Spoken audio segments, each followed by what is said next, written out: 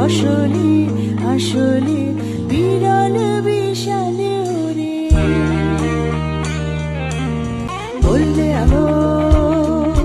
আকাশ জানো বললে পানি সাগর ঢালো শিখায় শিখায় স্বপ্ন মাখা চূড়ায় চূড়ায় স্পর্শ লেখা এ বাপারে এমন করে অসম্ভবে নেশায় চড়ে লক্ষ্য ভেদি অগ্রগামী নয়নমণি হতে সূর্যোদয়ে